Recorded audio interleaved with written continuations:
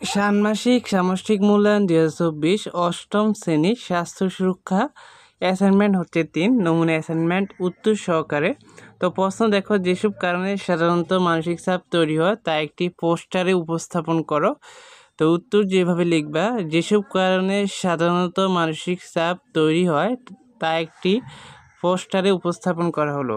তো 1 নাম্বার দেখো, 1 নাম্বারে লিখবা জীবনের বড় কোনো পরিবর্তন এলে এক এলাকা ছেড়ে অন্য এলাকায় চলে যাওয়ার কারণে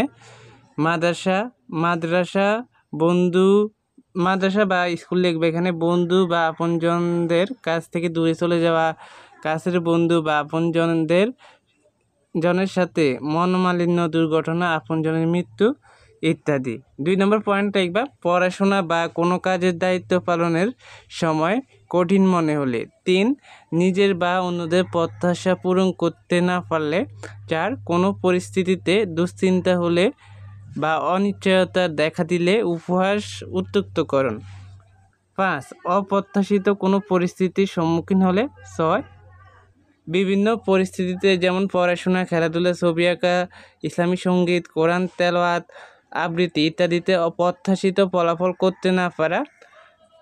7 বাবা মায়ের সাথে মতের অমিল বা কোনো বিষয় তাদের সহযোগিতা না পাওয়া।